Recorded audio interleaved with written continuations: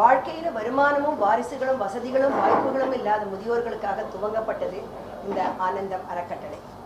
1995ஆம் ஆண்டு இந்த அறக்கட்டளை முறையே பதிவு செய்து இந்த வாழ்க்கையில் வந்து குழந்தைங்களும் இன்கமும் இல்லாதவாளுக்கு ஏதாவது கடைசி காலத்தில் பண்ணுங்கிற ஒரே ஆசை. சின்ன வயசுலேருந்து அது ஒரு பெரிய ஆசை. அந்த மாதிரி பண்ணணும்னு ஆசை. நான் 30 ஆண்டுகள் இந்தியன் வங்கியில் பணிபுரிஞ்சு வாலண்டியர் ரிட்டையர்மெண்ட் எடுத்து இந்த ப்ராஜெக்ட் ஆரம்பித்து ரொம்ப அருமையாக இறைவன் அங்கேயே குடிக்கொண்டிருக்கார். நிறைய டோனர் சப்போர்ட் பண்ணுறதால ரொம்ப அருமையாக போயிட்டுருக்கு.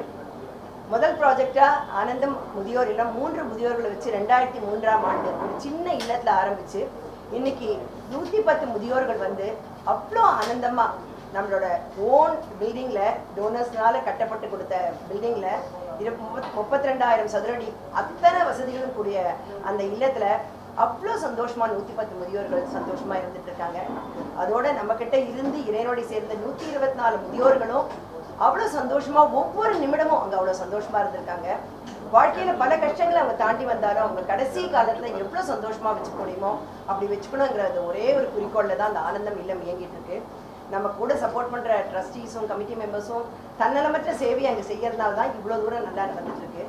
இது 2003க்கு அப்புறம் நிறைய அங்கே ரிட்டையர்ட் ப்ரைவேட் ஸ்கூல் டீச்சர்ஸ் வந்ததுனால ஏழை குழந்தைகளுக்கு மாணாக்கர்களுக்கு வந்து நாங்கள் டியூஷன் சொல்லிக் கொடுக்கணும்னு ஆசைப்பட்டதுனால 2010ஆம் ஆண்டு வந்து ஒரு ஆனந்தம் ஈவினிங் டியூஷன் சென்டர் மாலை நேர வகுப்புன்னு ஆரம்பித்து 7 குழந்தைகளை வச்சு ஆரம்பித்து அதுவும் வாழ்க்கையில் வருமான வரி கோட்டுக்கு கீழே இருக்கிற குழந்தைங்க ஃபர்ஸ்ட் ஜென்ரேஷன் குழந்தைங்கன்னு அந்த குழந்தைங்களுக்கு ஈவினிங் டியூஷன் ஆரம்பித்து இன்னைக்கு 270 குழந்தைங்க அந்த மாலை நேர வகுப்பு 2ஆம் மாடியில் 15 state of art classrooms இருக்குது. அந்த இடத்துல அருமையாக படிச்சுட்டு இருக்காங்க. அது மாத்திரம் இல்லாமல் இந்த 2010ஆம் ஆண்டு ஆரம்பித்து 15 வருஷம் கடந்ததில் கிட்டத்தட்ட ஒரு 15,552 மாணாக்கர்கள் வந்து அங்கே வந்து பயன்பெற்றிருக்காங்க. அது மாத்திரம் இல்லை, வருஷம் ஒரு 150-200 குழந்தைங்களுக்கு மேலே காலேஜ் எஜுகேஷனுக்கு நம்ம சப்போர்ட் பண்ணுறதுனால படிக்க முடியாத குழந்தைங்கள்லாம் இப்போ கிராஜுவேஷன் முடிச்சு போஸ்ட் கிராஜுவேஷன் முடிச்சு ரொம்ப அருமையாக வாழ்க்கையில் அவங்க வந்து நல்ல நிலையை அடைஞ்சிருக்காங்க. அது ரொம்ப சந்தோஷமான விஷயம். கிட்டத்தட்ட 1,852 குழந்தைங்க வரையில் நம்ம இதுவரையில் காலேஜ் அட்மிஷன் ஃபீஸ்க்கு கட்டியிருக்கோம். அது மாதிரி 963 குழந்தைங்க வரையில் ஸ்கூல் எஜுகேஷனுக்கு சப்போர்ட் பண்ணியிருக்கோம். ஒரு 25 குழந்தைங்க மாற்றம் ஃபவுண்டேஷன் மூலமாக ஃப்ரீ இன்ஜினியரிங் கோர்சஸ் எடுத்திருக்காங்க. அதே மாதிரி நிறைய காலேஜஸ் அருகாமையில் சப்போர்ட் பண்ணுறதால தான் இவ்வளோ தூரம் எங்களால் பண்ண முடிகிறது. பிள்ளைங்களும் ரொம்ப நல்லா வந்துட்டு இருக்காங்க. வாழ்க்கையில் எல்லா பலனும் அவங்க அடையணும், வாழ்க்கையில் எதுவுமே அவங்களுக்கு கிடைக்காம போயிடக்கூடாதுங்கிற ஒரே எண்ணத்தில் அது போயிட்டுருக்கு. அருமையாக நடந்துட்டு இருக்காது. 3வது ப்ராஜெக்டாக இந்த குழந்தைங்களுக்கு உடம்பு சரியில்லைன்னா அவங்கள கூட்டிகிட்டு ஸ்பெஷலிஸ்ட்டை போக முடியலன்னு அவங்க அம்மாக்கள்லாம் எங்களை வந்து அணுகுவாங்க. மோஸ்ட்லி சிங்கிள் பேரண்டாக நிறைய பேர் இருப்பாங்க, வந்து அழுவாங்க, அம்மா என்ன பண்ணுறது தெரியலமா அப்படின்னு. அப்போ நாங்கள் சப்போர்ட் பண்ண ஆரம்பித்து அப்புறம் 2015ஆம் ஆண்டு பக்கத்து தெருவிலேயே ஒரு இல்லம் வாங்கி அங்கே வந்து ஆனந்தம் இலவச மருத்துவ மையம்னு ஆரம்பித்து சுற்றி இருக்கிற 20 வில்லேஜஸ்க்கு அது பயன்பெற மாதிரி பண்ணிட்டு இதுவரை கிட்டத்தட்ட 1,28,000 பேர் வந்து 10 வருஷத்தில் பயனடைஞ்சிருக்காங்க. ஜெனரல் மெடிசன், இஎன்டி, டென்டல், ஐ, ஃபிசியோதெரப்பி, ஸ்கேன் பல்வேறு வகையான பிரிவுகள் அங்கே இருக்குது. முற்றிலும் இலவசமாக எல்லாமே அது நடந்துட்டுருக்கு. எல்லாம் நிறைய பேருக்கு ரெகுலர் மெடிசன்ஸ் எல்லாம் வாங்கி பிபி, சுகர், தைராய்டுக்கெலாம் நல்ல பயன்பெற்றுருக்காங்க. ஒரு எங்கே ரிமோட் வில்லேஜில் இந்த மாதிரிலாம் மருத்துவ வசதி இல்லையோ அங்கேயும் போய் மாதம் கேம்ப் பண்ணி அங்கே இருக்கிறவங்களுக்கும் நிறைய மெடிசன்ஸ் எல்லாம் கொடுத்துட்ருக்கோம். ஸோ இறைவன் அருளால் அத்தனை ப்ராஜெக்ட்ஸும் ரொம்ப நல்லா போயிட்டுருக்கு. 4வது ப்ராஜெக்டாக நம்மக்கிட்ட படித்த 270 குழந்தைங்களில் ஒரு 47 குழந்தைங்களை ஆசிரியர் வந்து கற்றலில் குறைபாடு இருக்கிற குழந்தைங்க அப்படின்ட்டு கண்டுபிடிச்சு எங்ககிட்ட வந்து சொன்னாங்க. பெற்றோர்களை கூப்பிட்டு கேட்டோடனே நிறைய பேர் சிங்கிள் மதர்ஸ் அவங்களால மேனேஜ் பண்ண முடியல அந்த மாதிரி குழந்தைங்களை. Autism, dyslexia, slow learners, Down syndrome இந்த மாதிரி பல்வேறு வகையான சின்ன குறைகள் இருக்கிற குழந்தைங்க.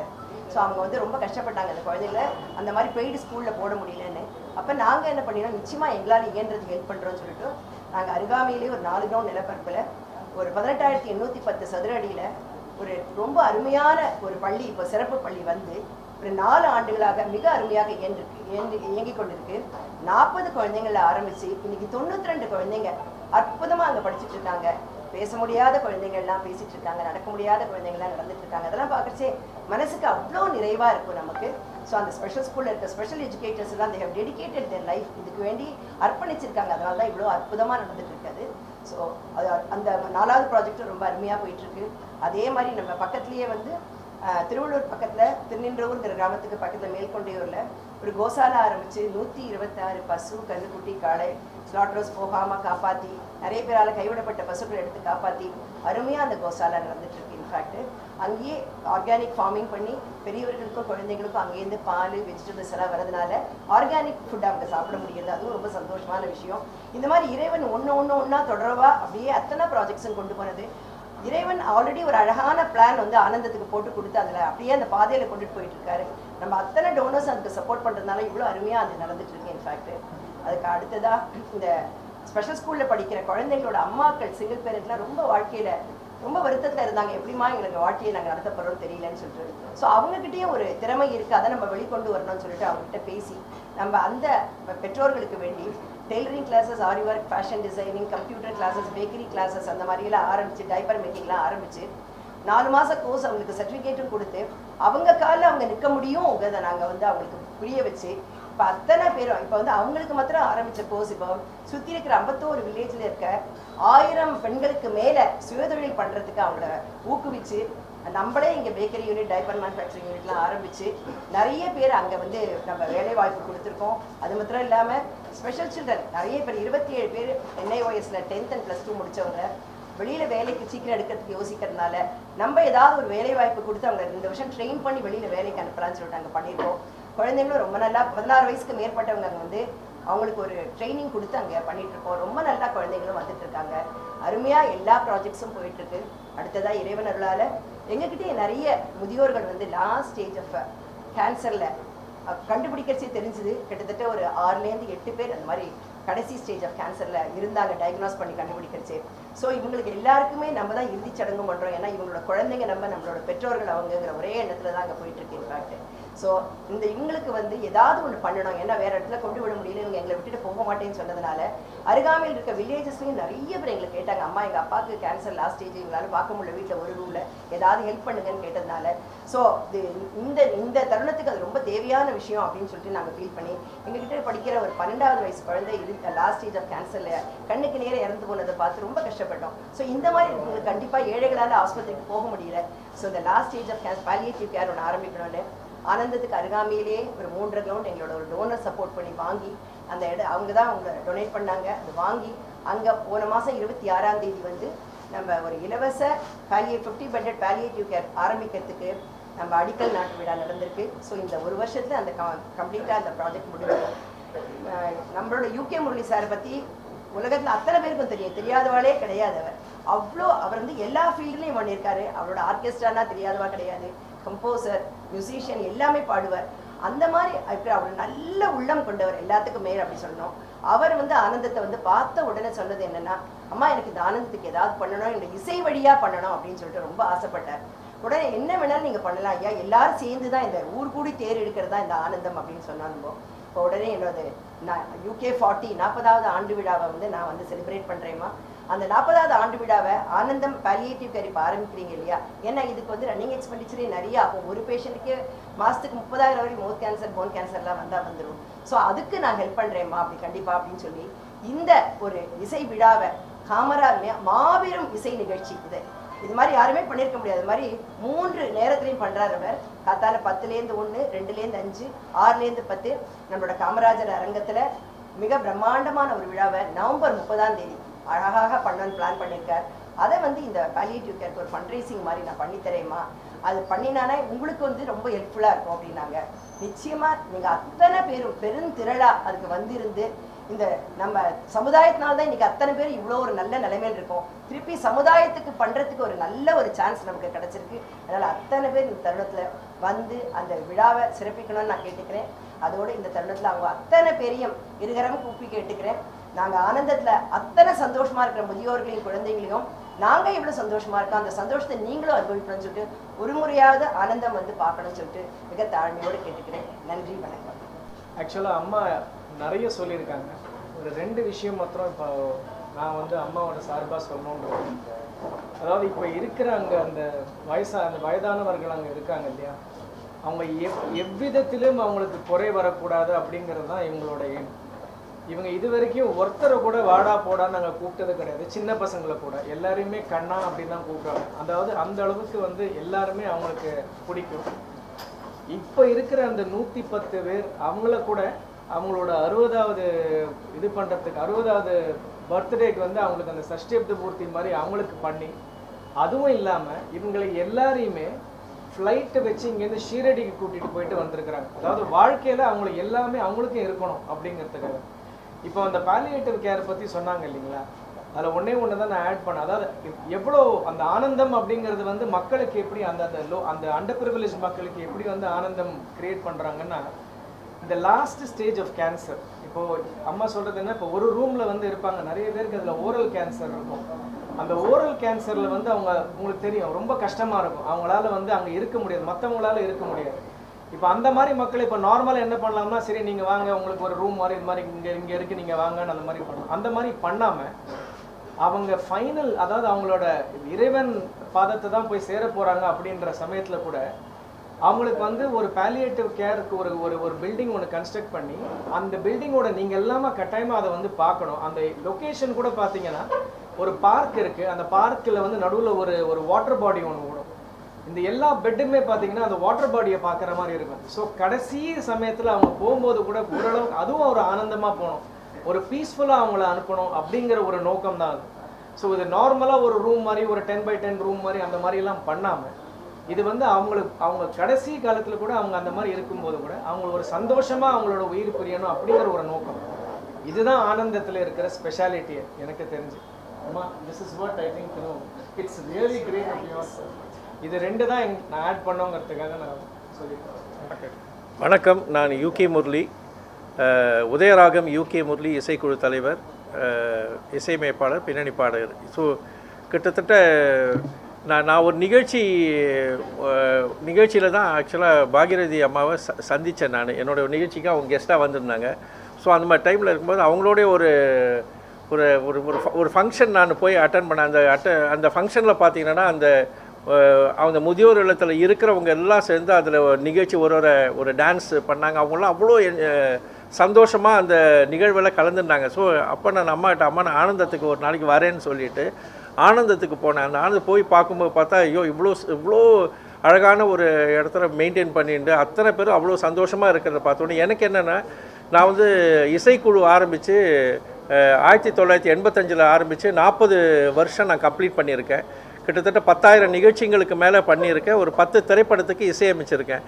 எனக்கு என்னென்னா, இந்த 40வது ஆண்டு விழாவை கொண்டாடணும் அப்படின்னு சொல்லிட்டு நான் நினைக்கும் போது பார்த்தீங்கன்னா, நம்ம சாதாரணமாக நிகழ்ச்சி பண்ணி 10ஓட 11 பண்ண விருப்பம் இல்லை. எனக்கு வந்து என்னென்னா, ஏதாவது ஒரு நல்ல காரியத்துக்கு நம்ம பண்ணுற நிகழ்ச்சி அது வந்து பயன்படணும்னு சொல்லிட்டு நினைக்கிறேன். அம்மா கிட்ட அந்த ஆஃபர் என்னுடைய விருப்பத்தை தெரிவித்தேன். அம்மா இந்த மாதிரி என்னுடைய 40வது ஆண்டு விழா பண்ணுறேம்மா, அது ஒரு நல்ல காரியத்துக்கு பண்ணணும்னு ஆசைப்பட்றேன். அது உடனே அடுத்த ஒரு வார்த்தை கூட சொல்லலை. எனக்கு அவங்க ஃபுல் சப்போர்ட் பண்ணாங்க.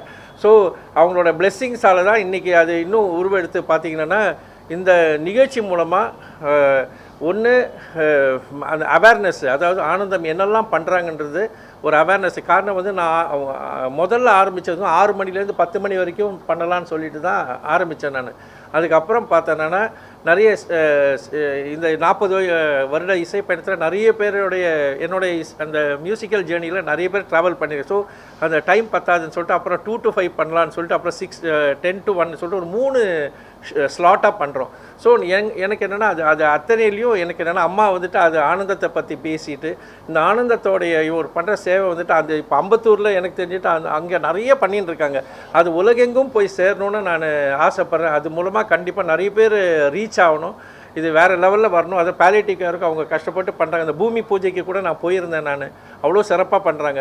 ஸோ இந்த நிகழ்ச்சி மூலமாக அவங்களுக்கு ஒரு பெரிய ஒரு ஃபண்ட் ரைசிங்காகவும் சரி, அதே மாதிரி ரீச் ஆகும். எனக்கு மெயின் என்னென்னா, ஒரு சைடு ஃபண்ட் ரைசிங், ஒரு சைடு ரீச். எவ்வளோக்கெவ்வளோ இது மக்களை போய் சேருதோ அவங்க எல்லாமே இந்த பாலியேட்டிவ் கேருக்காக கண்டிப்பாக எவ்வளோ பேர் பயனடைகிறாங்க.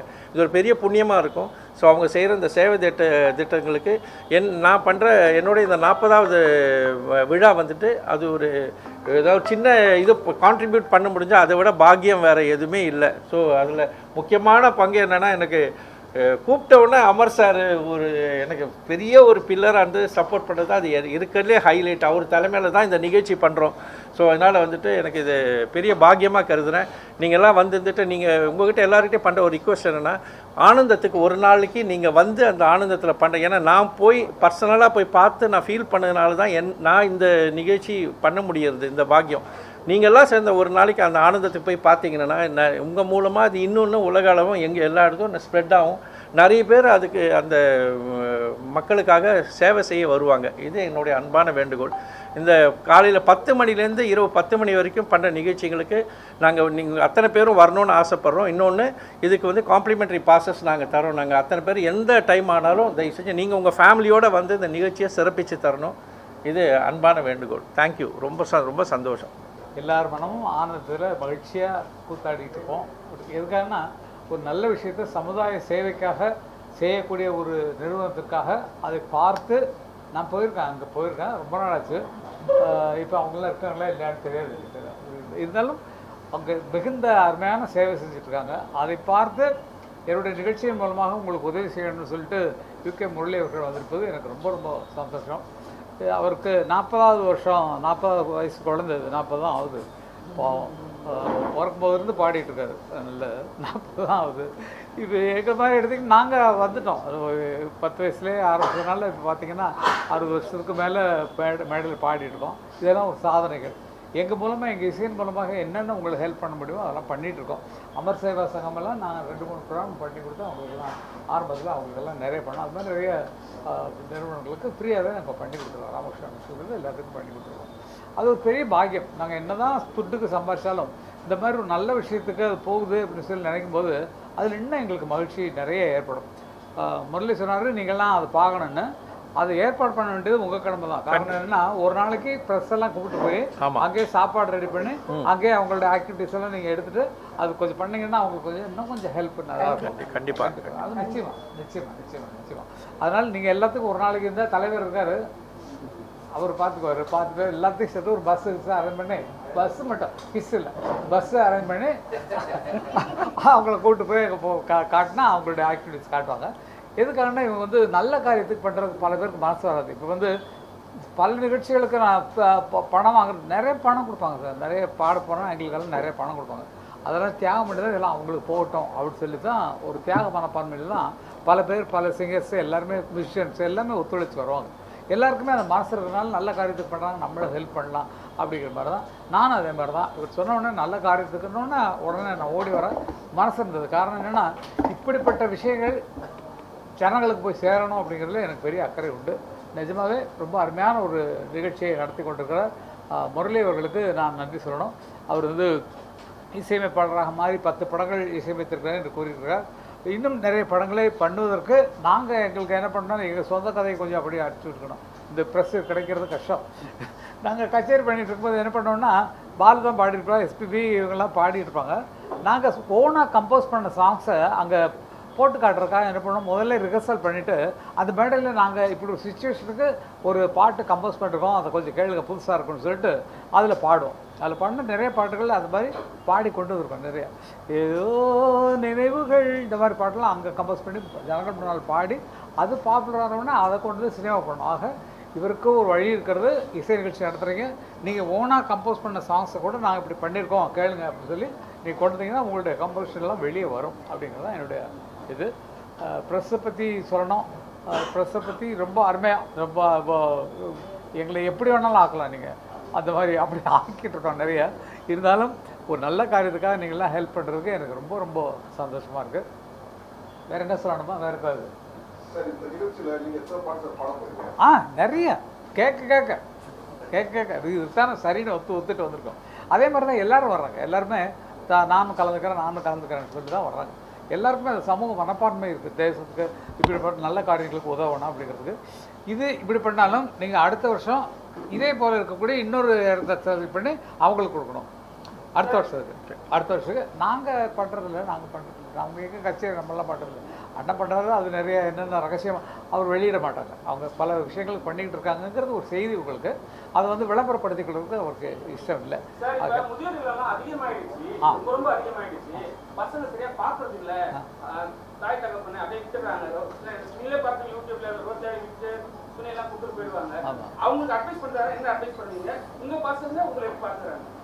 சூப்பராக பார்த்துக்கிறத பார்க்குறீங்களே நான் எப்படி இருக்கேன் பாருங்க அப்படி அப்படி பார்த்துக்குறாங்க எங்கள் பசங்க. எல்லாருக்கும் அந்த நினைவு வராது. அது வந்து எனக்கு மனசில் பெரிய குறை. காரணம் என்னென்னா அம்மா அப்பா ஃபாரினுக்கு போயிடுறாங்க. ஃபாரினுக்கு போனால் ஒரு பாஸ்போர்ட் எடுத்து அம்மா கூப்பிட்டு போகலாம், அப்பா கூப்பிட்டு போகலாம். அங்கே இருக்கம்மா நீங்கள் இருப்பான்னு சொல்லிட்டு அவங்கள ஒரு அனாதை இல்லத்தில் சேர்த்து வைக்கிறதுன்றது ரொம்ப கஷ்டமான ஒரு விஷயம். அன்னையும் தந்தையும் தானே பாரில் அண்ட சராசரம் கண் கண்ட தெய்வம் அன்னையும் எல்லாம் பாடினாங்க. இந்த காலத்தில் அம்மா அப்பா பாடுறது ஏதாவது பாட்டு இருக்கா யோசிப்பேன். அந்த பாச பந்தங்கள்லாம் விலகிக்கிட்டு வருது, உறவு முறைகள்லாம் விலகிக்கிட்டு வருது. படங்கள்லாம் அந்த காலத்தில் நிறைய சொன்னாங்க, அம்மாவும் நீயே அனாத ஆசிரமத்தில் பாடின பாட்டு தான் இருக்கும். அது மாதிரி பல பேர் வழிகாட்டிகளாக இருந்தாலும் அவங்க அம்மா அப்பாவுக்கு வரணும். அப்படி பண்ணுறவங்க அவங்க வயசாகும்போது அவங்க பிள்ளைங்க சேர்த்து விடுறதுக்கு கரெக்டாக இருப்பாங்க. நீ உங்கள் அப்புறம் சேர்த்து விட்டில்ல, நீ அங்கே நாங்கள் போகிறோம் அப்படின்னு சொல்லிட்டு போவாங்க. அந்த தண்டனை அவங்களுக்கு கிடைக்கணும் அப்படிங்கிறது என்னோட ஆசை. ஏன்னா கச்சேரி பண்ணும்போது சாங்ஸ் எல்லாம் வந்து ரெக்கார்ட் பண்ணி சொன்னீங்க எங்களுக்கு, நாங்க ரெக்கார்ட் பண்றோம். ஆனா காப்பிரைட்னு ஒரு விஷயம் வரும், அது அவங்க வாங்கிடுவாங்கம்மா ஒன்று அவங்க பாடும்போது நாங்க எடுத்துக்கிறோம். நாங்க யூடியூப்ல போடும்போது காப்பிரைட்னு ஒன்று வரும். வேற ஒருத்தர் வேற மியூசிக் பண்ணிருப்பாங்க, காப்பிரைட் அடிப்பாங்க. அதுக்கு எப்படி சார் சொல்றீங்க? காப்பிரைட் சில இதெல்லாம் சொல்லக்கூடாது, தனியாக தான் சொல்லணும். ஏன்னா இல்லை அதில் என்ன இருக்குன்னு சொன்னால் காப்பிரைட்ஸில் ஒரிஜினலில் வந்து அப்படியே எடுத்து போடக்கூடாது. ஒரிஜினலாக எடுத்து இப்போ பிக்சரில் போடுறாங்க இல்லைங்களா, எங்களோட பாட்டு பொட்டு வச்ச தங்க கோடம் சொர்க்கமே என்றாலும் அது அந்த மாதிரி போடுறாங்க இல்லைங்களா, அதுக்கு பெரிய காப்பிரைட்ஸில் டெஃபினட்டாக கொடுத்தாகணும். ஏன்னா எங்களுடைய நாங்கள் பண்ண வேலையை அப்படியே எடுத்து போடுறாங்க இல்லைங்களா, அதுக்கு காப்பிரைட்ஸ் உண்டு, டெஃபினட்டாக கொடுத்தாகணும். அது பெர்மிஷன் வாங்கணும். அண்ணா என்ன சொல்கிறாங்கன்னா எங்கிட்ட வந்து அனுமதி கேட்கலாம். அப்படி படம் பண்ணுறவங்களாம் நீங்கள் பார்த்துருப்பீங்க. நன்றி, இந்த படத்தில் இந்த பாடலை கொடுத்ததற்காக இளையராஜா அவர்களுக்கு நன்றி அப்படின்னு சொல்லி போட்டிருந்தாங்கன்னா சரியாக போயிருப்பா. அவர் போய் கேட்டால் அவர் கொடுத்துருவார், எடுத்துக்கப்பா அப்படின்னு சொல்லி கொடுத்துருவார். அவங்க கேட்காம போடுறதுனால தான் நமக்கு எரிச்சல் வருது. நம்மளை யூஸ் பண்ணி நமக்கு பெரிய படங்கள் நம்ம ஒருத்தர் தனிப்பட்ட முறையில் பேர் சொல்லவே தேவையில்லை. தனிப்பட்ட முறையில் யூஸ் பண்ணிக்கிட்டோம். நம்ம பாடல்கள் பார்ப்பது நமக்கு சந்தோஷம் தான். வந்து ஒரு அனுமதி, இளையராஜா அவர்கள் நன்றின்னு ஒரு போர்டு போடுறதுக்கு என்ன, ஒரு வார்த்தை போடுறதுக்கு என்ன, இந்த பாடலை கொடுத்து உதவி இளையராஜாவுக்கு நன்றி போடலாம். அப்போ எங்களை மதிக்காம நீ போயா நீ அப்படின்ற மாதிரி சொல்லாங்க. இந்த காப்பிரைட்ஸுங்கிறது வந்து கம்போஸ் பண்ணப்பட்டவர்களுக்கான உரிமையான எந்தெந்த காலத்திலும் இது என்னுடைய கம்போசிஷன் அப்படின்னு சொல்லக்கூடிய அனுமதி வாங்கிட்டு இருக்காங்க. அதனாலாம் இப்போ மியூசிக் டைரக்டர்ஸ் எல்லாமே ஏஆர்எம் எல்லாருமே வாங்கியிருக்காங்க. அப்போ அதை அடுத்தவர்கள் யூஸ் பண்ணும்போது மேடையில் பாடுறதுக்கெலாம் நான்லாம் அண்ணாட்ட சொல்லி அண்ணாட்ட பேசி அது ஒரு தடவை சண்டை கூட வந்தது ஞாபகம் கிடைக்கும். லைட் மியூசிக்காரங்களாம் அவர்களெல்லாம் விட்டோன்னா லைட் மியூசிக்கு ஃப்ரீன்னு சொல்லிட்டாங்க. அண்ணா வந்து லைட் மியூசிக்கு நான் ஒன்றும் கேட்க மாட்டேன் அப்படின்னு நம்ம சொன்னதுக்கப்புறம் அதை விட்டாங்க. அதனால் லைட் மியூசிக்கில் வர்றதுக்கு ஒன்றும் ப்ராப்ளம் இல்லை. நீங்கள் ஃபுல் சாங்கும் போடாமல் ஒரு ப்ரோக்ராமை போடாமல் ஒரு சின்ன பிட்டா இந்த பாட்டு பாடினாங்க இந்த பாட்டு பாடினாங்கன்னு ஒன்று சாம்பிளாக போட்டிங்கன்னா அதில் ஒன்று காப்பிரைட்ஸில் வர்றதுக்கு சான்ஸ் இல்லை. ஆனால் ரொம்ப நேரம் நீங்கள் வந்து ஒரு பல்லவி ஒரு சரணம் ஒரு பேக்ரவுண்டுன்னு போட்டிங்கன்னா அது காப்பிரைட்ஸில் வந்துடும். இந்த பாட்டு பாடினாங்கன்னு சின்னதாக போட்டு விட்டிங்கன்னா எந்த காப்பிரைட்ஸும் வர்றதுக்கு இருக்காது, முடியாது. இப்போ நன்றி அறிவிப்பு சொல்கிறாங்க சார், நன்றி சொல்கிறதுக்காக கூட நாங்கள் வந்து இளையராஜா சார் போய் மீட் பண்ணுவோம் சொல்லுவோம். அப்போது நாங்கள் எப்படினாலும் அவங்க நன்றி அறிவிப்பு கொடுக்கும்போது ஒரு ஃபோட்டோ போடுவோம். அந்த ஃபோட்டோ கூட போடக்கூடாதுன்னு சொல்லிட்டு ஒரு விஷயம் சொல்லியிருக்காரு. அது எதனால? அது இன்டர்நேஷ்னலாக இருக்கக்கூடிய ஒரு ரூல். இப்போ அமிதாப் பச்சன் சார் வாங்கியிருக்காங்க, இந்தியாவில் நிறைய பேர் அந்த மாதிரி வாங்கியிருக்காங்க. என்னை பற்றி செய்திகளை போடக்கூடாது, ஏன்னா தவறான திரிதலோடு வருது. அதே மாதிரி ஏஐயில் எடுக்கும்போது நம்ம முகமே இல்லாமல் ஒரு காமெடியாக வந்து இப்படி போகுது. அது மாதிரி அசிங்கப்படுத்திக் கொள்ள வேண்டாமேங்கிறதுக்காகவும் ஏஐக்கு நம்ம அடிமையானோம்னு சொன்னால் நம்ம மூளை வேலை செய்யாது. ஏஐயில் போய் நம்ம அடிமையாக போயிட்டோம்னா ஃபோனில் நீங்கள் போயிட்டீங்கன்னா உங்கள் மூளை வேலை செய்யாது. பாத்தியான பண்ணியிருக்கேன்னு நீங்கள் காட்டிக்கலாமே தவிர அது ஏஐ பண்ணது, அதுக்கும் போயிருக்க என்ன சம்மந்தம் இருக்குது. ஆகவே ஏஐயே நம்பக்கூடாது. நம்ம மூளையில் அது மாதிரி கொண்டு வர்றதுக்கு நம்ம முயற்சி பண்ணணும். அதை அங்கே கொடுத்துட்டு இப்போ ஓசியாக கொடுப்பாங்க, பின்னால் வரும் பொறுங்க, பின்னாலும் ஆகும். நீங்கள் மட்டும்தான் இருக்கீங்களா? சொல்லுங்க. நாங்கள் எங்களுக்கு இருக்கிற வேலையில் நீங்கள் வந்து என் கூட ஒரு நாளைக்கு 2 நாளைக்கு இருந்து பாருங்கள். என்னென்ன வேலைகளில் மாட்டிக்கிறோம், என்னென்ன கதைகளை கேட்குறோம், என்னென்ன அட்வைஸ் கொடுக்குறோம், என்னென்ன வேலைகளில் உட்காந்துருக்கோம் அப்படிங்கிறதெல்லாம் உங்களுக்கு தெரியாது. அதுக்கிடையில் இதில் கவனம் செலுத்தினோம்னா எங்கள் கவனம் வேறு மாதிரி போயிடும். அண்ணனே சொன்னாங்களே, நான் எல்லாம் நம்ப மாட்டேன், நான் வந்து ஆனால் என்னுடைய திங்கிங்கில் அது என்னென்னா நீங்கள் ஒரு டியூன் அதில் கொடுக்குறீங்கன்னு வைக்கலாம்,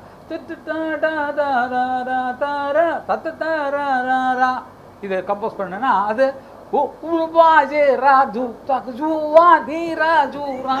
வந்துடும்.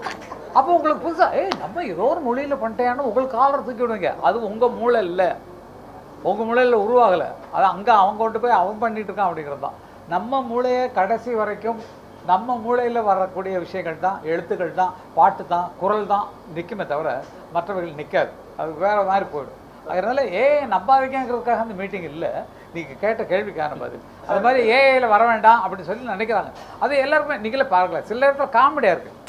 இப்போ உருவம் கரெக்டாக இருக்குது, மற்றபடி சிரிக்கும் போது வேறு யாரோ மாதிரி பேய் மாதிரி தெரியுது, அந்த மாதிரி இருக்குது. அது சரியாகணும். அது மாதிரி அதை கேவலப்படுத்துறதுக்காக பல பேர் யூஸ் பண்ணுறாங்கிறது பரவிட்டு வருதுன்னு உங்களுக்கு நல்லாவே தெரியும். அதை கட்டுப்படுத்துறதுக்காக தான் மேலேருந்து இப்போ ஷாருக் கான்லேருந்து இப்போ அமிதாப் ஜிலேருந்து பெரிய பெரிய ஆட்கள்லாம் ப்ரெஸ்ஸில் என்னை வந்து இதை பற்றி எழுத வேண்டாம், எங்களோட அனுமதி இல்லாமல் இது பண்ண வேண்டாம், இந்த மாதிரி ப்ரெஸ் மீட்டில் பண்ணால் போகும்.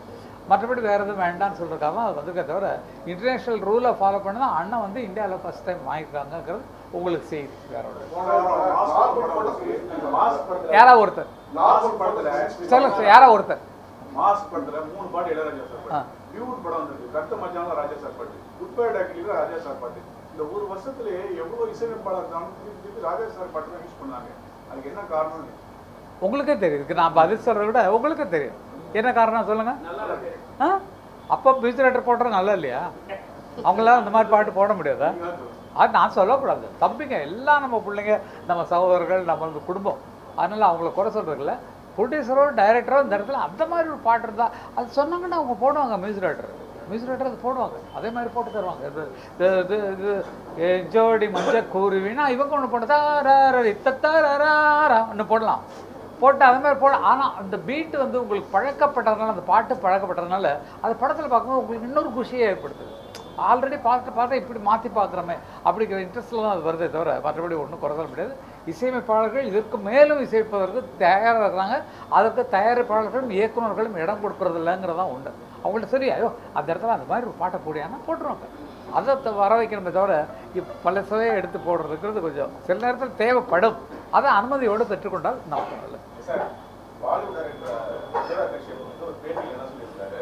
தமிழ் சினிமாவோட காலகட்டத்தில் நல்ல மெலடி பாடல்கள், காதல் பாடல்கள்லாம் வந்துட்டு இருந்தது. அதை பாலிவுட் வாங்கிட்டு இருக்கோம். ஆனால் இப்போ அந்த மாதிரி வந்து பாடல் எதுவும் வரல அப்படின்னு சொல்லியிருக்கேன். உங்களோட கருத்துல தமிழ் சினிமாவில் காதல் பாடல்கள் போட அதான் இளையராஜா இல்லை, கங்கை மரன் இல்லை, வேற என்ன சொல்றதா இல்லை. இளையராஜாவும் இல்லை, கங்கை மரனும் இல்லை. கங்கை மரன் அப்போ யாராவது இப்போ ஃப்ரீயாக படம் பண்ண வந்தாங்கன்னா அவங்களுக்கு ஃப்ரீயாக பாட்டு எழுதி கொடுத்துருவோம், காசெல்லாம் வாங்குறதில்ல, வச்சுக்கோன்னு சொல்லிட்டு. அது மாதிரி தான் இருக்கமே தவிர மற்றபடி அண்ணன்லாம் அந்த நிலைமைக்கு இறக்கக்கூடாது. அவருக்கு சிம்பிள் எழுதிட்டு சும்மா டைம் வேஸ்ட் பண்ணுறது கிடையாது. உட்காந்து புக்கில் சிம்பிள் எழுதிட்டு இருப்பார், இல்லை புதுசாக பகவத்கீதை முடிச்சிருக்காரு. அந்த மாதிரி பல வேலைகளில் பெரிய வேலைகளில் உட்காந்துருக்காரு. எனக்கு சினிமா வேணும், அவங்க நடிக்கிறது போனப்போ அந்த ஆசையே கிடையாது. சதா சர்வ காலமும் மியூசிக்கிலேயே இருக்கக்கூடிய ஒரு ஆள் எனக்கு அண்ணனா கிடச்சிருக்காருன்னா எல்லா வீட்லேயும் சொல்கிறது தான். என்னை விட பாக்கியசாலி வேறு யாரும் கிடையாது. ஏன்னா ஒரே தம்பி நான் தான் இருக்கேன். அதனால் அவ்வளோ பெருமைகளை எனக்கு தான் வந்து சார், ஐயோ எங்கள் அண்ணா அப்படின்ற மாதிரி. அவருடைய தவறுகளை கண்டு ஒரு ஆள் வசந்ததுக்கப்புறம் அவன்கிட்ட என்ன தவறு இருக்குன்றத நோட் பண்ணுறதுக்கு பல பேர் அப்படி சுற்றிட்டே இருப்பாங்க.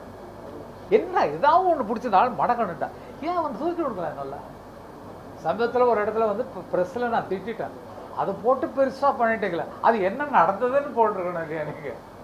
அது மாதிரி எங்களை நல்லா வளர்த்து விடுறதுக்கு நீங்கள் எங்களுக்கு ஹெல்ப்பாக இருக்கணும். வேறு ஒன்றும் நான் சொல்கிறதுக்கு இல்லை. நாங்கள் அவங்க நல்லவங்கப்பா. ஏதோ இது நடந்த ஏதோ ஆத்திரத்தில் பண்ண சிவகுமார் சார் மைக்கை தள்ளி விட்டார், ஃபோனை தள்ளி விட்டார். அதுக்கு யாராவது எதாவது பண்ணிங்களா? ஒருத்தரும் ஒன்றும் பண்ணல. நான் வந்து சத்தம் போட்டு போட்டு அவர் பின்னால் நின்றுட்டு ஒரு கேமராவை இப்படி பார்த்து, நம்ம இங்கே கேமரா பார்த்து பேசிட்டு இருக்கோம், அவரை என்ன பார்க்குறது இல்லை, பக்கத்தில் நின்றுட்டு அப்படிங்கிற நம்ம பார்க்குறோம். நிறைய பேர் பார்க்கும்போது நீங்களே பார்ப்பீங்க, அவங்க பேசுகிறவங்கள பார்க்க மாட்டாங்க. அங்கே கேமரா பார்த்து அப்படி ஏன்னா அவங்க வீட்டுக்கு நியூஸ் சொல்கிறாங்களாம், பார்த்தியா நிற்கிற பார்த்தியா அப்படிங்கிற மாதிரி. அதனால் நீங்கள் ஃப்ரேமில் பார்த்து நீங்கள் சொல்லணும். இவ்வளோ ப்ரெஷர் இருக்கிறீங்க, உங்களுக்கு சொல்கிறேன். இந்த பேட்டிக்கு டிஸ்டர்ப் ஆகிற மாதிரி இப்போ அட்மாஸ்பியரில் ஆட்கள் ஆக்ட் பண்ணிட்டு இருந்தாங்கன்னா, சார் தயவுசெய்து அவரை அனுப்புங்க சார், நீங்கள் இந்த பக்கம் வந்துருக்கு சார், தனியாக எடுத்துக்கலாம். நீங்கள் எதுக்கு பின்னால் கூட்டம் உங்களுக்கு? அவருடைய பேட்டி பேச்சு தான் உங்களுக்கு முக்கியம்.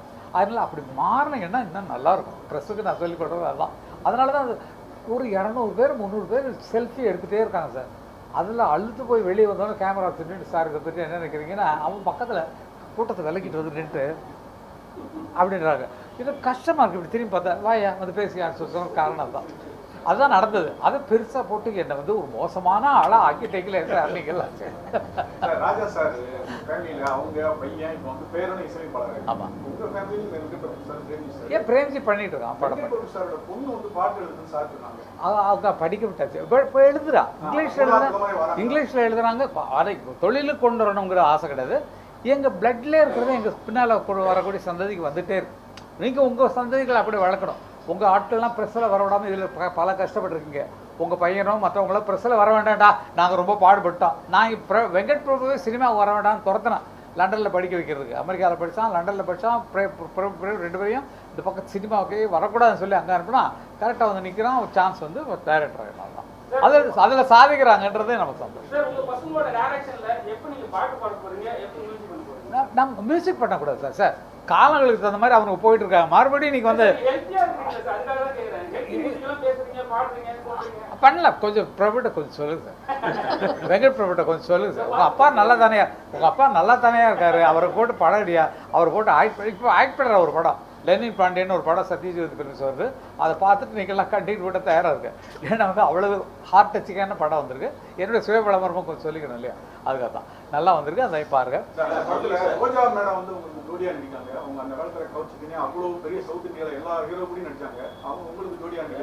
அவங்க படத்தில் அறிமுகமாகும்போதே நிலா காயும் நேரம் சரணம் போது பொண்ணு நல்லா இருக்கு அப்படின்னு சொல்லி நம்ம ரசிக்காம இருக்க மாட்டோம். ஏன்னா அது அந்த சுச்சுவேஷன் பிரசாந்தும் அவங்களும் ஆக்ட் பண்ணிருப்பாங்க, நம்ம பார்த்துட்டுப்போம். நல்லா இருக்கு அந்த பொண்ணு அப்படிங்கிறதா இருக்கும். தவிர இது வரைக்கும் சினிமாவில் கெட்ட பேர் வாங்காத எங்களை பற்றி தெரியும். ரசிகர் எந்த விட கான்ட்ரவர்சிலையும் ஈடுபடாமல் உட்காந்துருக்கக்கூடிய ஆட்கள் பார்த்தா நல்லா ரசித்தோம். நிறைய படங்களுக்கு மியூசிக் பண்ணோம், நிறைய படங்கள் கலந்து பண்ணிட்டு இருந்தோம். அவங்க வந்து எனக்கு ஜோடியாக நடக்கிறாங்கன்னா அம்மா சொன்னோன்னா அது ஏன் வந்த உடனே வழிகிறீங்க அப்படின்னு வேறு வழி இல்லைம்மா. நான் நினைச்சேன்னா நீ வந்து எனக்கு ஜோடியாக நடிப்பேன்னு அப்படிங்கிறப்ப ஜாலியாக போச்சு. இதெல்லாம் ஒரு டெவலப்மெண்ட் சார். டெவலப்மெண்ட் நம்ம நினைக்க முடியாது. இந்த ஃபங்க்ஷனில் யார் பாடகர் பாடகி பாடுறாங்க, எந்த இசையமைப்பாளர் வர்றாங்க, எப்போ ஆரம்பிக்கிறீங்க, என்னென்ன பகுதியாக நடக்குது? காலையில் 10 மணிக்கு ஒரு ஷோ சார், 2 மணிக்கு ஒரு ஷோ சார், சாயங்காலம் 6 மணிக்கு ஒரு ஷோ. 3 ஷோ பண்ணுறாங்க. காமராஜர் ஹால் ஒவ்வொரு நிகழ்ச்சியும் 3 மணி நேரம் சார். 10 to 1 ஒரு ஷோ, 2 to 5 ஒரு ப்ரோக்ராமு, அப்புறம் வந்து 6 to 10 ஒரு ப்ரோக்ராம் சார். ஸோ 3 ஸ்லாட்டாக பண்ணுறோம். இதில் சுஷீலாமாவை இன்வைட் பண்ணியிருக்கோம், சிற்பி சார் வர்றாரு, இவர் தானு சார், கலைப்புலி தானு சார் வர்றாரு, டைரக்டர் வசந்த் சார் வர்றாரு, சித்ரா லக்ஷ்மண் சார் வர்றாரு. அதே மாதிரி super singers, Sun singers, playback singer Roshini வராங்க, செந்தில் தாஸ் வர்றாரு, மாலதி வராங்க. நிறைய, அதாவது என்னோடய இசை பயணத்தில் நிறைய பேர் கூட நான் ட்ராவல் பண்ணியிருக்கேன். ஸோ அந்த மாதிரி இதுக்குள்ள இவங்களெல்லாம் நான் கேட்டவுடனே இவங்க எல்லாருமே மேக்ஸிமம் வந்துட்டு இப்போ இதோ முதல்ல அதாவது இந்த இண்டஸ்ட்ரியில் ஒரு ஹம்பிள் ஹியூமன் பீங்காக பின்னணி பாடகி கங்கா. ஸோ இவங்க எல்லாருமே இவங்க வராங்க, ஆளுக்காளுக்கு ஒரு சாங் 2 சாங் பாடுறாங்க. ஸோ இதுதான் 100க்கும் மேற்பட்ட செலிப்ரிட்டிஸ் இந்த நிகழ்ச்சியில் கலந்துக்கிறாங்க சார். சார் ஆக்சுவலாக இந்த நிகழ்ச்சியில் ஒரு முக்கியமான இது என்னென்னா சார், இந்த இல்லை சார், முதல்ல இந்த நிகழ்ச்சி 40 வருஷத்தை ராஜா சார்கிட்ட போய் ஆசீர்வாதம் வாங்கிட்டு வந்தேன். நான் அவரை போயிட்டு அவர்கிட்ட போய் இந்த மாதிரி 40 இயர்ஸ் பண்ணுறேன் சார், அவர்கிட்ட பிளெஸிங் வாங்கிட்டு தான் வந்தேன் நான். ஸோ நல்லா பண்ணேன் அப்படின்னு சொல்லிட்டு சொன்னார். சாதனை படைத்தவர்களை வந்து கௌரவிக்கிற நிகழ்ச்சி எதனா இருக்கா? ஏது சார்? இசையில் சாதித்தவங்க, பின்னணியில் சாதித்தவங்க. 40 வருஷம் மியூசிக் ஃபீல்டில் இருக்கிற இவரை நாங்கள் பாராட்டுறோம், நாங்கள்லாம் சேர்ந்து. அது வந்து ஒரு பெரிய விஷயமா இருக்குது. ஏன்னா 40 வருஷம் லைட் மியூசிக்கை விடாமல் கிராமங்கள்லேயும் சரி, நகரங்கள்லேயும் சரி, திருமண வீடுகள்லையும் சரி, சபாவிலும் சரி நல்லா பண்ணிகிட்டு இருக்காரு. அவருக்கு ஒரு பாராட்டு உண்டு. அவருக்கு தான் மற்றவங்களை பாராட்ட தனி விழாவாக நம்ம எடுத்துக்கலாம். ஏன்னா வந்து இது வந்து அவர் 40ஆவது வருஷத்தை கொண்டாடுறதுனால இவரை நம்ம கொண்டாடலாம். இது 2லேருந்து 5 வரைக்கும் வந்து ரோட்டரி கிளப் அவங்களுக்கு பார்ட்டிசிபேட் பண்ணுறாங்க. அந்த நிகழ்ச்சியில் ஒரு வாழ்நாள் சாதனையாளர் விருது எனக்கு கொடுக்குறாங்க. அது ஐயா கையால் நான் அந்த நிகழ்ச்சியில் நான் வாங்குகிறேன் நான். ஸோ இதுதான். நான் ஒரு சின்ன பாடகி, ஒரு 30 வருஷமாக இண்டஸ்ட்ரியில் இருக்கேன். நிறைய பேருக்கு என்ன தெரியாமல் இருக்கலாம், அதனால் இன்ட்ரொடியூஸ் பண்ணிக்கிறேன். ஏஆர் ரஹ்மான் சார்கிட்ட கோரஸ் பாடிட்டு இருந்தேன் முதல்ல, அதுக்கப்புறம் ட்ராக் பாடி மாம்பழமா மாம்பழம், அழகிய பிரம்மனிடம் போன்ற பாடல்கள் பாடியிருக்கேன். அந்த மாதிரி பாடல்கள் நாங்கள் சினிமாவில் பாடியிருந்தாலும் எங்களை வந்து பப்ளிக் கிட்ட கொண்டு சேர்க்கறது இவங்கள மாதிரி ஆளுங்க தான். நாங்கள் என்ன தான் சினிமாவில் பாடினாலும் லைட் மியூசிக்கில் சார் மாதிரி ஆளுங்க. ஃபர்ஸ்ட் ஆஃப்கோர்ஸ் சார் மாதிரி ஆளுங்க இப்போ லோக்கல்ல எங்களுக்கு இவரை மாதிரி, வெளிநாட்டுலலாம் கூட்டிட்டு போற இவர் தான். நாங்கள் அப்போ இப்போ இப்போ ஆமாம். ஸோ இசை நிகழ்ச்சியில் மேடையில் பாடினால்தான் ஒரு பின்னணி பாடகருக்கு சரியான ரெக்கக்னிஷன் கிடைக்கும்னு நான் என்னோட அனுபவத்துலேருந்து சொல்கிறேன். ஏன்னா எத்தனை பாட்டு நம்ம பாடினாலும், சினிமாவில் எத்தனையோ பாட்டு பாடியிருக்கோம், ஆனால் ஒரு ஹிட்டு வந்துட்டு அந்த ஹிட்டை வந்து இன்னும் ஆள் தான் பாடியிருக்காங்கன்னு முகம் வெளியில் தெரியறது. இப்போல்லாம் சேனல்ஸ் வந்துடுச்சு. இப்போது நான் சொல்கிறது 25-20 வருஷம் முன்னாடி சேட்டலைட் சேனல்ஸ் ரொம்ப பிரபலம் ஆகிறதுக்கு முன்னாடி இசை கச்சேரியில் எவ்வளோக்கு எவ்வளோ பாடுறோமோ அவ்வளோக்கு அவ்வளோ ரீச். அதுதான் ப்ளேபேக் சிங்கர்ஸ்க்கு ரெக்கக்னிஷன்.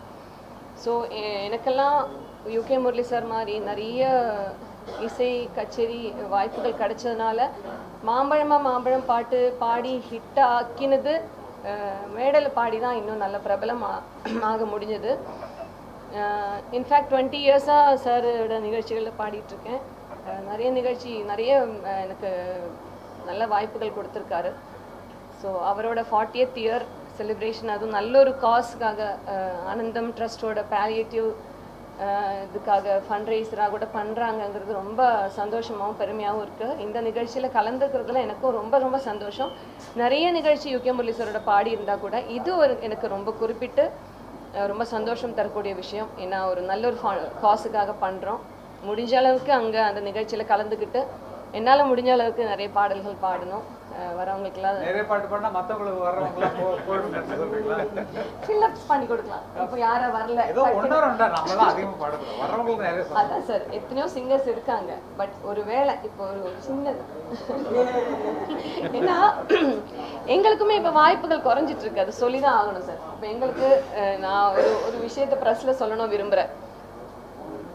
பிளேபேக் சிங்கர்ஸ்க்கு வந்து எங்களை மாதிரி பிளேபேக் சிங்கர்ஸ்க்கு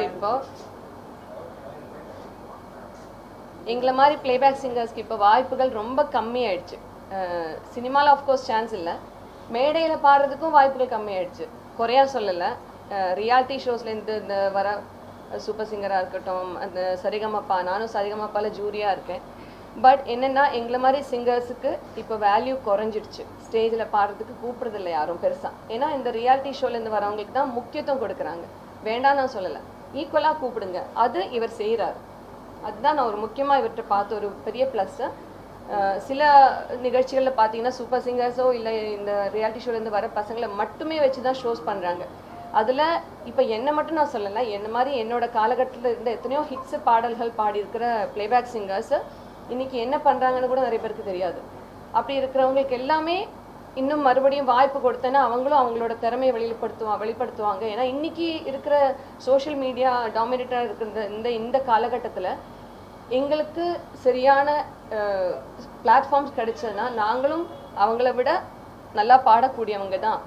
இப்போது சூப்பர் சிங்கர்ஸில் இருக்கிறவங்களும் அவங்கள மட்டும் நீங்கள் இது பிளாட்ஃபார்ம் கொடுத்து இன்னும் புகழ் கொடுக்குறாங்க, இன்னும் அவங்க தான் மெடலை நிறைய பாடிட்டு இருக்காங்கன்னு வரும்போது பிளேபேக் சிங்கர்ஸ் நிறைய பேர் வந்து இன்னும் காணாமல் போயிட்டுருக்காங்கிறது என்னோட சின்ன கருத்து. தப்பு இருந்தால் மன்னிச்சுக்கோங்க சார். இல்லைம்மா, அதில் என்ன விஷயம் சொன்னால், இப்போ வந்து படங்கள் வந்துட்டு இருக்கு. இளையராஜா பண்ணாரு 1500 படங்களுக்கு மேலே பண்ணிருக்காரு. நானும் ஒரு 125 படத்துக்கு மேலே மியூசிக் பண்ணிருக்கேன். நமக்கு கிடைச்ச வேலை அது வரைக்கும் தான். அதுக்கப்புறம் மேலே புதியவர்கள் வர வர அவங்க மேலே ஆர்வம் போகிறது இயற்கை. ஒரே நடிகர்கள் நடிக்கலையா, இப்போ மாறி போச்சு. வேற புதியவர்கள் வர்றாங்க, அவங்களாம் நடிக்கிறாங்கல்ல. அப்போ அவங்களுக்கு சந்தர்ப்பம் கூட இல்லை, மறுபடியும் அவங்கள நடிச்சா நல்லா இருக்கும்னு சொல்ல முடியாது. நம்ம இல்லை, எதுக்காக சொல்றேன்னா அவங்களும் மியூசிக் பார்ட்டி வச்சிருக்காங்க சொன்னால் பல பேர் புதுசாக வர்றவங்களாம் ஆதரிக்கணும். ஒரு பப்ளிசிட்டிக்கு நல்ல ஃபேஸ் தேவைப்படுது நமக்கு. அதே மாதிரி நம்ம ஃபேஸ்லாம் ஃபேட் அவுட் ஆயிடுச்சு கொஞ்சம் கொஞ்சம். சரி, இவர் வந்தாதான் இவர் அதுக்கு தான் பாராட்டி சொன்னாங்க. இவர் இன்னும் அந்த மாதிரி சிங்கர்ஸ் நம்ம பழைய ஆட்களே அவங்க போட்டு போர் அடிக்காம புது ஆட்களா போட்டு மிக்ஸ் பண்ணிலாம் வந்திருக்கோம். ஒரு பாட்டு எங்களுக்கு கொடுத்தா மத்தவங்க புது ஆட்கள் அவர் கலந்து போடுறாரு. அதுதான் அவரை புதுசா வந்த சின்ன குழந்தைங்களா இருக்கட்டும் எல்லாரையும் இன்க்ளூட் பண்ணி பாட வச்சு உங்களை ஒதுக்குனாங்கன்னு நினைக்கிறேன். நம்ம எல்லாம் இல்லை சினிமா, அதனால ஒதுக்குனாங்கன்னு நம்ம நினைக்க கூடாது. நம்ம இருக்கிறோம்னு நினைச்சுக்கோம். நன்றி.